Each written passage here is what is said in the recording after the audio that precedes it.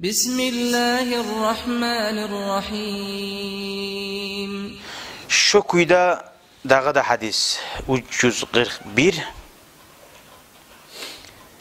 An Hatta bin Abi Rabah anna raculan bir kişi kana yemdahu raculan inde İbni Umar'in radıyallahu anhuma.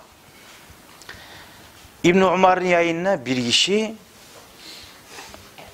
başladı maktamaya.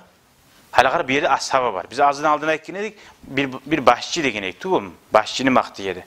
Hali bir yerde İbni Umar, masalan bir ulu, hali ashabılar, aytilgen ashabılar. O da bir yerde maktadı başka adam.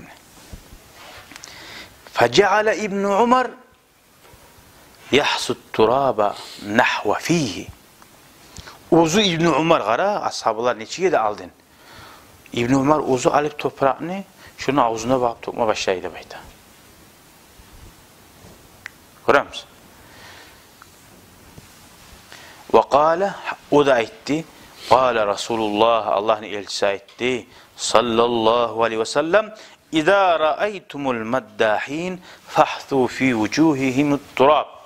Siz maktap turagalarını görseğiz adamlarını, siz şolanı bedlerine toprağını sebikizde bayttı diye. Gördün mü?